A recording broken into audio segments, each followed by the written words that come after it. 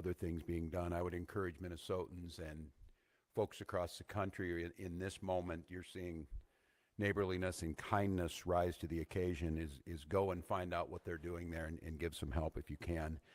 I'd also say last night we saw Minnesotans meet the moment once again.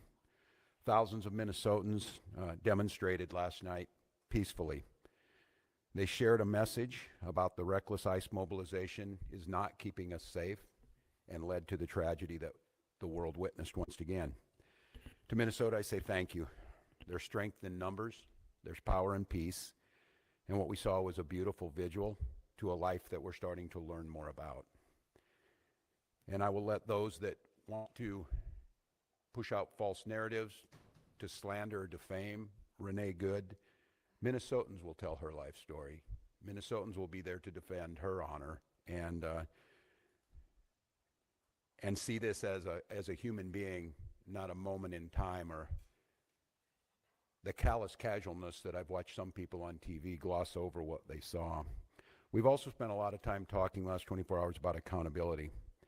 That means no function of government operates with impunity. It means when someone's in a position of authority and they commit any act that impacts our people, there has to be another place to turn to get justice. Checks and balances. Basic idea, the center of the formation of our country.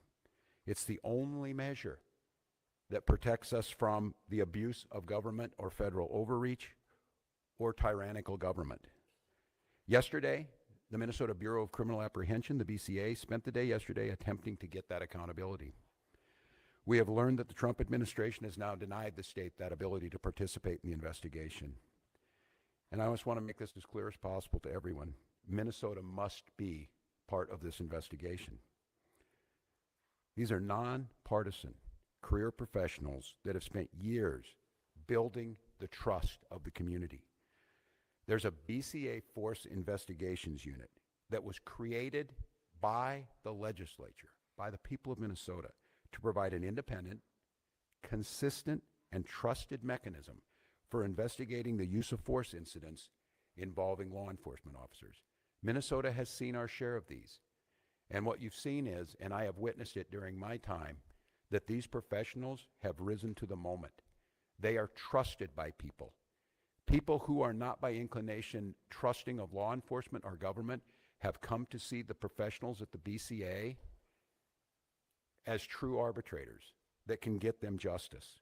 The unit is the result of years of scrutiny, public engagement, and bipartisan legislative action. Minnesotans have made it clear time and again they expect transparency through this process where a police officer uses deadly force. The BCA Commissioner, Superintendent Evans, have earned that trust by delivering on that expectation. I think it's clear to everyone as they saw this that it feels now that Minnesota has been taken out of the investigation.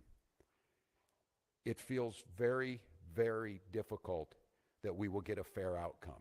And I say that only because people in positions of power have already passed judgment, from the president to the vice president to Kristi Noem, have stood and told you things that are verifiably false, verifiably inaccurate. They have determined the character of a 37-year-old mom that they didn't even don't know. They've determined that the actions are done. I don't know. I've not used inflammatory terms of what happened. I've asked us to find the answers.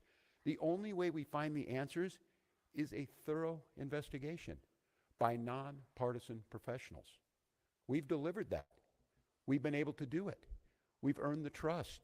And when I say that, the trust of BCA, and I tell Minnesotans the trust of law enforcement here. Everyone knows, globally, certainly here, that George Floyd, who was murdered a few blocks from this site, tore at the soul of who we were. But we healed. We built back trust. Chief Brian O'Hara came in and took one of the most difficult jobs in America of building back trust in the police force in Minneapolis after Derek Chauvin murdered George Floyd. And he's earned that. And he's level. And he's fair. And he's asking for that. And so, Minnesotans, I will continue to press that we be part of the investigation, that we do the investigation, so that Minnesotans can trust what the outcome is. I don't have a predetermined notion. Yes, I saw the video. Yes, I saw that. But a thorough investigation will see what happened before that. It will take all factors in, and it will come up with a fair and just conclusion. And we will accept that. Very, very difficult for Minnesotans to think in any way this is going to be fair when Kristi Noem was judge, jury, and basically executioner yesterday. That's very, very difficult to think that they were going to be fair. With that being said, Minnesotans, we've risen to the occasion so far, but it's going to get challenging. It's going to be challenging because I feel your anger. The human desire to lash out in this moment is very real. I can tell you that that is the wish of many people, that they fulfill the wish they want to see us turn on one another, turn towards violence rather than peaceful reconciliation, rather than peaceful civil disobedience. And we have to do our best to not play into that. I say this too when I saw yesterday some of the anger, whether it's Minneapolis Police, Minnesota State Patrol, Hennepin County Sheriff's Office, Minnesota National Guard. They are there to protect and serve, as it said. They are there to protect Minnesotans. Throwing your anger at them only inflames this situation. And I know some of you were up at the Whipple building this morning, and to the press who are here, I saw some of this myself. Thank you. Continue to have access to every single space. Continue to cover this story. Continue to show the world what's out there. I will say it where our president won't. The press are the defenders of our democracy. You need to be there. But I also tell folks, protect our Minnesotans who are out there and don't turn the anger to them. This is a brazen use of force. They want us to bend the knee. They want us to capitulate. The way we give them what they want is allow them to use this as an excuse to put more troops on the ground. Use them as an excuse to show that these are violent protests. And I also witnessed what I think is going to be a pattern over the next few days and the coming hours, is I saw an individual show up there with the intent to antagonize folks who were peacefully protesting, with a bullhorn to scream at them. And again, the desire to move on that individual is exactly what they want, because our respect for the First Amendment means we will expect and respect all opinions. If this individual is there expressing support for ICE, that's their constitutional right to do so, and they need to be protected. Don't allow that to be a catalyst to create violence. We believe in states' rights. We believe the federal government needs to stay out of this. We believe that the situation has gotten worse and less safe because of their presence.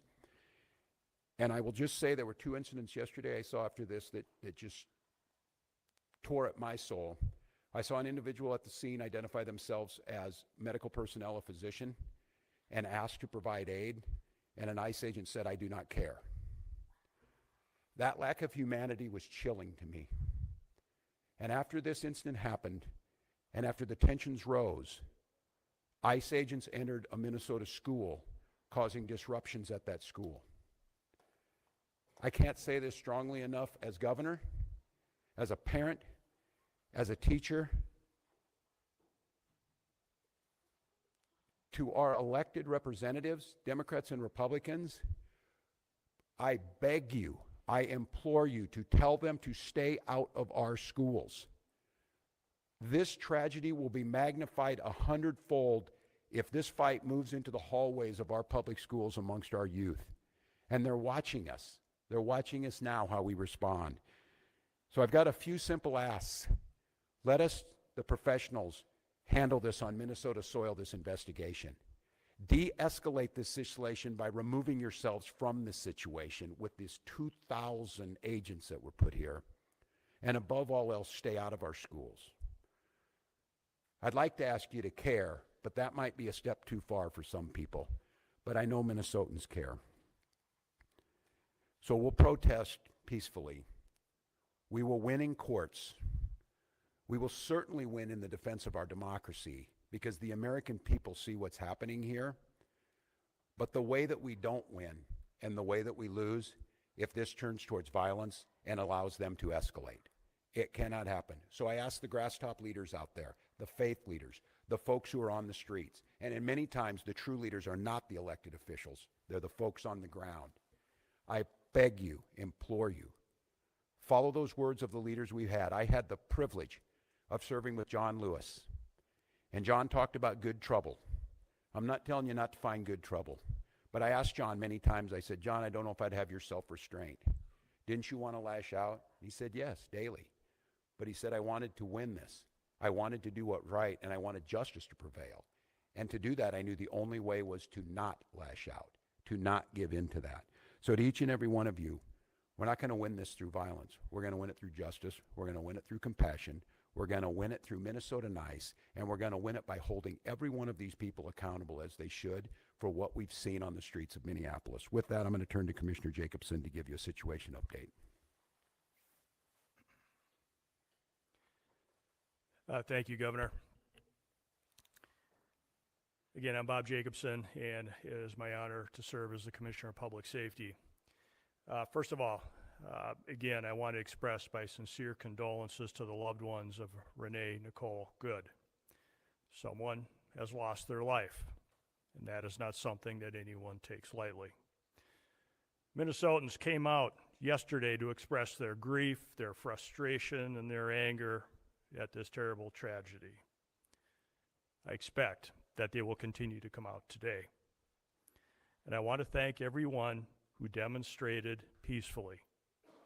This helped honor Renee's memory and gave her family space to mourn. Minnesota's residents and visitors have the right to demonstrate and to exercise their First Amendment rights. I want to remind everyone that there are safe ways to do so. Our goal is to reduce tensions, to avoid conflict, and to maintain a calm environment. As I mentioned yesterday, we recommend the following safe and lawful ways to demonstrate. Please get together peacefully with others in public areas where pedestrians are allowed. March or walk together in pedestrian areas, please, not on the roadways. Make your voice heard through chants, speeches, and displaying signs. And there are a few things I just want to mention very quickly that are unsafe. Because as always, our top priority is public safety, and we cannot allow behaviors that create hazards, threaten public safety, or disrupt emergency services or endanger people nearby. That would include certainly demonstrating on the freeway, walking on highways, throwing objects, setting things on fire, property damage, graffiti, fireworks, illegal weapons, reckless and dangerous driving, or assaultive or aggressive behavior. I know that we all want more definitive answers about that fatal shooting that occurred yesterday.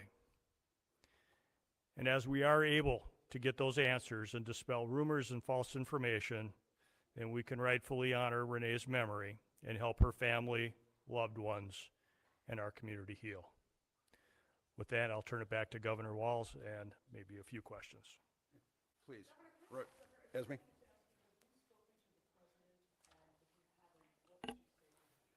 I have not. As I said yesterday, I did speak to Secretary Noem and received a lot of talking points. I will note that I asked Secretary Noem how she would have felt if President Biden had sent 2,000 troops into Rapid City, South Dakota, and she said she would have welcomed them. I leave that for the folks of South Dakota to determine. I've not spoken to the president. I would ask him, first of all, the goal here is to make America safe, is what he said. There is no verifiable evidence that any of this is making America safer. I would ask him to de-escalate in the moment, to allow Minnesotans to back up and grieve, to allow this investigation to be played out by the rule of law. I said it again, I have not passed any judgment on this. And to please, whatever it is, leave Minnesota alone. Earlier this week, I don't know if it was if something he wanted or I've already made it clear. I'm exiting the stage here in a year. But I told him I have a year to continue to do what I love dearly and what I believe I've been good at, making Minnesota a better place to live. The number of calls we got today of parents asking if they should send their kids to school or not. Minneapolis had to make what I believe was the absolute correct decision to cancel school. We have students out of learning today. I would just ask him, I'm not talking anything about border security. I'm not talking anything about what he needs to do on that. None of this is accomplishing either his mission or making us any safer. So just give us a pause. Let us breathe. Look, we're exhausted. We're exhausted as Minnesotans. We're exhausted as Americans. And this relentless assault on Minnesota, for whatever reason, is just cruel now. It has reached cruelness. So please, just give us a break. And if it's me, you're already getting what you want. But leave my people alone. Leave our state alone. And look again and see what's happening. It's not me saying it. You're hearing it from many, many others. So that's what I would say. Is there anything stopping state and local law enforcement from conducting an independent investigation to this, even if the federal government does not want to have you have a joint investigation? So, great question. We have asked for cooperation from the federal government. We were invited in to do a joint investigation on this initially. We continue to work with the federal government all the time on joint investigations. This is not something new, whether it be with the FBI or other federal law enforcement agencies, so we are accustomed to doing joint investigations. As the governor has mentioned, our force investigative unit within the BCA has a stellar reputation for doing quality investigations, for finding the answers to the questions that people have. There are so many questions out there that I know the public has from watching what's been shown on social media and regular media. And the goal for me would be to provide an investigation, preferably in tandem with the Federal Bureau of Investigation, because we work with them all the time, and they do have all the evidence in the original investigative notes and reports. We have none of that. They have shared none of that with us. We would welcome the opportunity to jump back in, to do that investigation, use our high-quality investigators from the BCA to be able to do that with them, to find the answers that the public deserves. Without any of that information, or without any of that assistance from the FBI or the federal government, we would be at a loss to be able to initiate and conduct a thorough investigation. For us to be able to do that, it would be extremely difficult, if not impossible, without cooperation from the federal government.